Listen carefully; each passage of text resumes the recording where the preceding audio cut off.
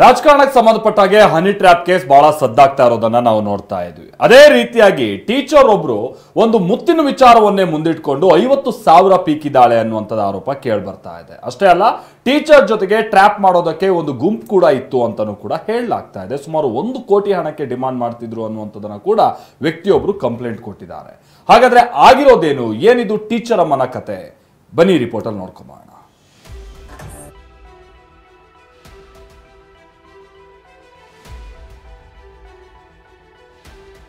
ಈ ಫೋಟೋದಲ್ಲಿದ್ದಾಳಲ್ಲ, ಈಕೆ ಹೆಸರು ಶ್ರೀದೇವಿ.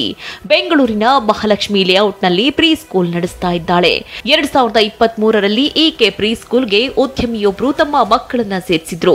ಮಕ್ಕಳನ್ನ ನಿತ್ಯ ಶಾಲೆಗೆ ಬಿಡೋದು, ವಾಪಸ್ ಕರ್ಕೊಂಡು ಹೋಗೋದು ಮಾಡ್ತಾ ಇದ್ದ ರಾಕೇಶ್ಗೆ ಶಿಕ್ಷಕಿ ಶ್ರೀದೇವಿ ಪರಿಚಯವಾಗುತ್ತೆ. ದಿನ ಕಳೆದಂತೆ ಪರಿಚಯ ಸ್ನೇಹವಾಗಿ ಬದಲಾಗುತ್ತೆ. ಸದ್ಯ ಶ್ರೀದೇವಿ ವಿರುದ್ಧ ಇದೇ ರಾಕೇಶ್ ಸುಲಿಗೆ ಮತ್ತು ಕೊಲೆ ಬೆದರಿಕೆ ದೂರು ನೀಡಿದ್ದು, ಪೊಲೀಸರು ಶ್ರೀದೇವಿ ರೂಢಿಗೆ ಮತ್ತು ಟೀಚರ್ ಅಮ್ಮನ ಸಹಚರರಾದ ಸಾಗರ್ ಮೋರೆ ಮತ್ತು ಗಣೇಶ್ ಕಾಳಿ ಎಂಬಾತನನ್ನ ಬಂಧಿಸಿದ್ದಾರೆ. ವಿಷಯ ಏನಂದ್ರೆ, ರಾಕೇಶ್ ಜೊತೆ ಸಲಹೆ ಬೆಳೆಸಿಕೊಂಡಿದ್ದ ಶಾಲೆ ಶಿಕ್ಷಕಿ ನಿರ್ವಹಣೆ ಹೆಸರಲ್ಲಿ 4 ಲಕ್ಷ ಸಾಲ ಪಡೆದಿದ್ಲು. ಹಣ ವಾಪಸ್ ಕೇಳಿದಾಗ ಶಾಲೆಗೆ ಪಾರ್ಟ್ನರ್ ಆಗುವಂತೆ ಒತ್ತಡ ಹೇರಿದ್ಲು. ಆಕೆ ಜೊತೆ ಮಾತನಾಡಲು ಹೊಸ ಸಿಮ್ ಹಾಗೂ ಫೋನ್ ಖರೀದಿಸಿದ್ದ ರಾಕೇಶ್ ಪತ್ನಿಗೆ ಗೊತ್ತಿಲ್ಲದಂತೆ ಶ್ರೀದೇವಿ ಜೊತೆ ಸುತ್ತಾಟ ನಡೆಸಿದ್ದ.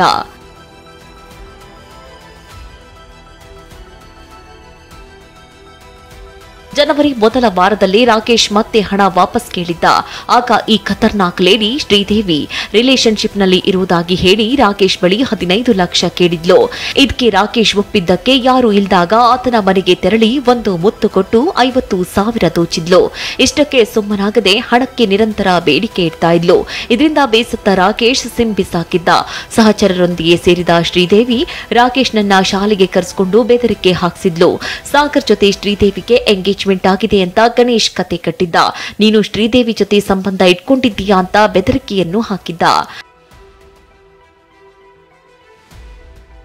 ಉದ್ಯಮಿ ರಾಕೇಶ್ನನ್ನ ಕಾರ್ನಲ್ಲಿ ಕೂರಿಸಿಕೊಂಡ ಗ್ಯಾಂಗ್ 1 ಕೋಟಿ ನೀಡುವಂತೆ ಬೆದರಿಕೆ ಹಾಕಿದೆ. 20 ಲಕ್ಷಕ್ಕೆ ಫೈನಲ್ ಸೆಟಲ್ಮೆಂಟ್ ಕುದುರಿಸಿ 1,90,000 ಹಣ ಪಡೆದು ಬಿಟ್ಟು ಕಳಿಸಿದ್ದಾರೆ.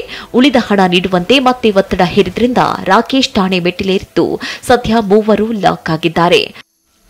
ಪ್ರದೀಪ್, TV9 ಬೆಂಗಳೂರು.